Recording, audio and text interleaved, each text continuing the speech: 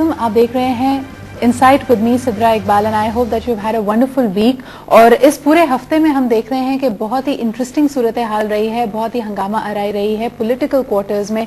कहा जा रहा है कि ये literally this is history in the making. बहुत सारे लोगों का ख्याल था कि शायद इस्लामाबाद तहरीर स्क्वायर बन गया है और एक रेवोल्यूशन आ रही है, लेकिन गुज़िश्ता 40 घंटे तकरीबन 48 घंटे गुजरने वाले हैं। मिनहाजुल कुरान तहरीक मिनहाजुल कुरान का जो धरना है वो जारी है इस्लामाबाद में। वक्तन फवक्तन हम देखते हैं कि स्पीचेस भी की जा रही हैं। ताहिरुल कादरी साहब एड्रेस कर रहे हैं उस मजमे को भी, और साथ ही साथ जो मीडिया वहां पे मौजूद है उसके तवस्सुत से अपने नकात पेश कर रहे हैं। कुछ उनकी डिमांड्स हैं, कुछ उनकी रिक्वायरमेंट्स हैं जो वो चाहते हैं, he has been pushing towards them. साथ ही साथ हमने देखा कि कल it was interesting because rental power plant की हेयरिंग थी सुप्रीम कोर्ट में, जिसके नतीजे में कहा यह गया कि जो भी लोग इस पावर प्रोजेक्ट में इन्वॉल्व थे उनकी गिरफ्तारी का हुक्म दे दिया गया है। इसमें जो कुछ नाम लिए जा रहे हैं वो प्राइम मिनिस्टर था, आपका भी इसमें नाम शामिल है।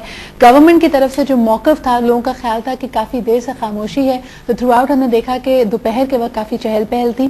और फिर हुआ कुछ यूं कि कहा गया कि जो हमारी मिनिस्ट्री ऑफ इंफॉर्मेशन है उससे तलब कर ली गई पिछले 5 सालों की रिपोर्ट, और उसकी थोड़ी ही देर बाद हमने देखा कि इंफॉर्मेशन मिनिस्टर कमरुज़्ज़मान कायरा ने नेशन को एड्रेस किया, मीडिया से गुफ्तगू की। और ये जो ब्रीफिंग थी इसकी कुछ झलकियां हमारे पास मौजूद हैं गुफ्तगू को आगे बढ़ाते हुए, जिसमें हम जायजा लेंगे पाकिस्तान की बदलती हुई सियासी सूरत हाल का, जिसके बहुत सारे पहलू हैं, जिसका एक असर आपने कराची स्टॉक एक्सचेंज पे भी देखा। शदीद मंदी उसमें आई है, लोग समझ रहे हैं कि कोई बहुत बड़े चेंजेस की उम्मीद की जा रही है आने वाले दिनों में। लेकिन आज के जो चीदा निकात हैं उसमें सबसे पहले तो कमरुज़्ज़मान कायरा साहब की ब्रीफिंग है, और इसके अलावा भी जो तमाम पॉलिटिकल पार्टीज हैं उनका भी एक इजलास हुआ, उसका भी जो निचोड़ मीडिया के सामने रखा गया। They were very very clear in saying कि डेमोक्रेसी के प्रोसेस को डीरेल नहीं होने देंगे, और तमाम ऐसी गैर आईनी कुव्वतें जो चाहती हैं कि जमहूरियत डीरेल हो जाए उसका डटकर मुकाबला किया जाएगा। उनकी तरफ से भी डिमांड्स यही आई हैं कि इलेक्शन कमीशन फौरी तौर पे इस पे एक्शन ले, शफाफ इलेक्शंस होने चाहिए,